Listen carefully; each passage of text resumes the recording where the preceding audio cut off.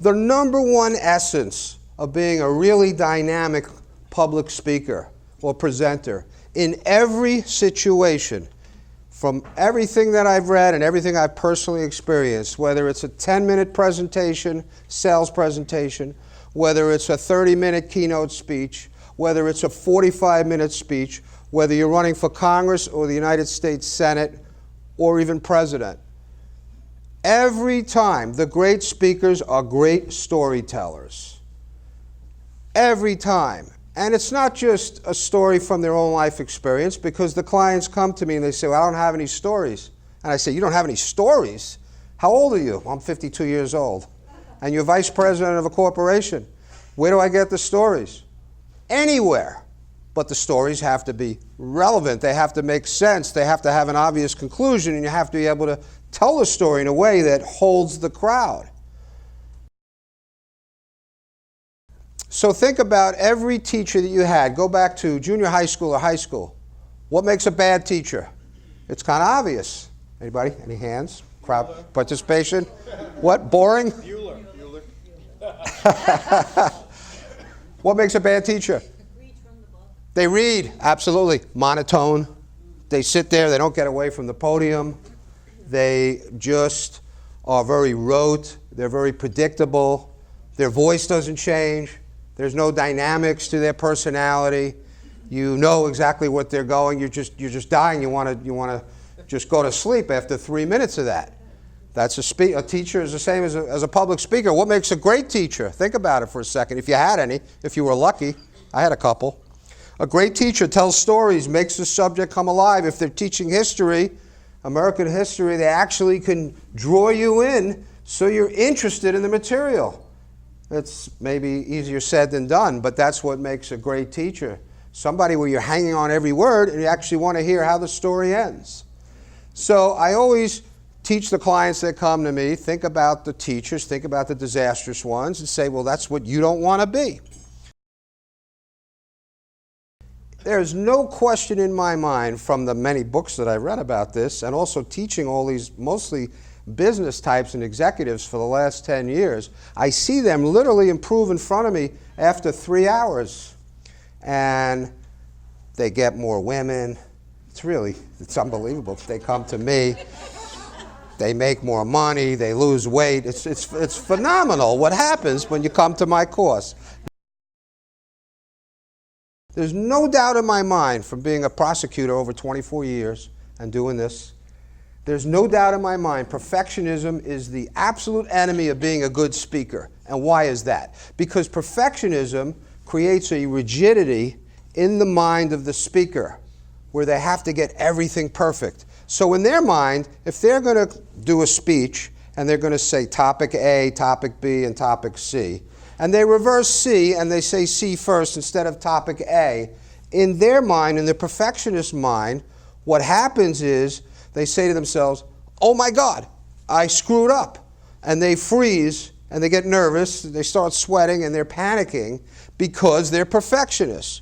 But the reality is, would anyone in the audience ever know the difference 99.99% of the time? Would any of you know the difference if I told a McDonald's story, a Sam Walton story, if I talked about the mental process first or at the end? Of course not. You would never know. And if you're like me and I was listening to a speech at 10:30 in the morning, I was always thinking about lunch and nothing else.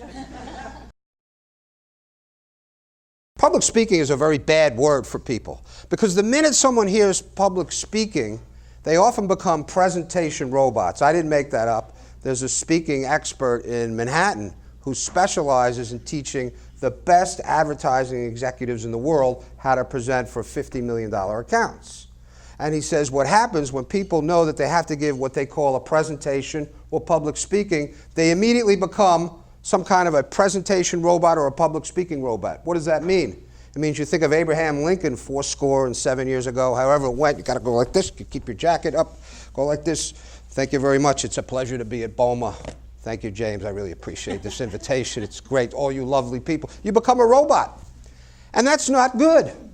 So what I teach people, these guys, the technical guys that are all robots, and they do everything wrong, what I teach them, this is the number one thing. You're getting this for free, basically. Thousands of dollars they pay me. That's true. No. What I teach them is completely change your mental process. It's all about becoming the natural person that you would literally be almost at the dinner table having a discussion with your friends and family. Who likes Shark Tank? Anybody?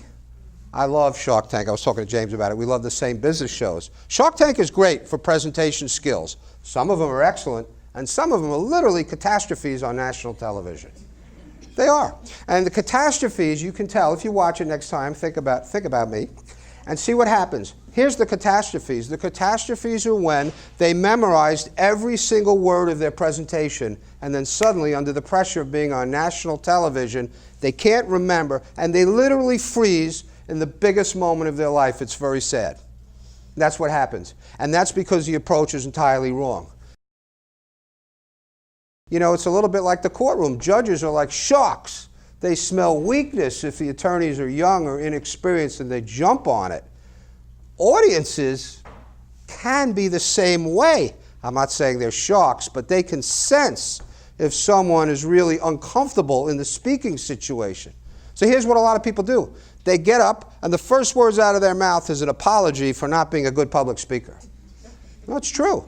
Hi, I'm really sorry. I never did this before, so I don't know. Anyway, I'm going to talk about property management, but I'm really embarrassed to be alive. I don't know what I'm doing here.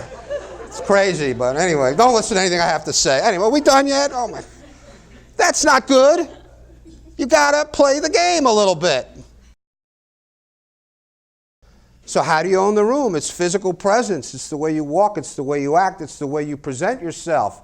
It doesn't mean to be cocky, but the trick really, I've actually had people, this is a true story, 3 different people paid me $500 to learn how to do a 2-minute wedding toast.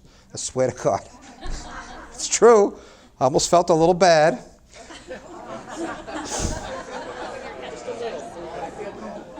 I did take the money. They all lived in Boca Raton country clubs. So, you might know them. I'm not saying any names.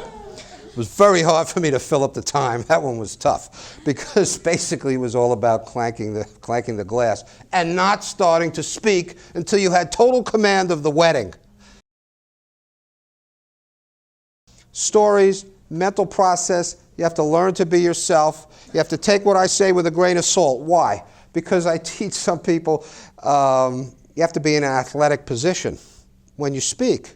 Because a lot of people have nervous characteristics. I had one man came to me. He had to give presentations to the Department of Defense. Man, was he bad. He was not good. Came to me for 5 sessions, and a nice man. And he would go like this. He would do literally a cha-cha, but he didn't know that. He didn't know there was a nervous. So I said, here's what you got to do. You get in a nice power position. Now, you can take that, and I had one person come to me, okay, Andy Newman, I'm ready to talk about public speaking. So, got to take it with a grain of salt. I tell people eye contact's important.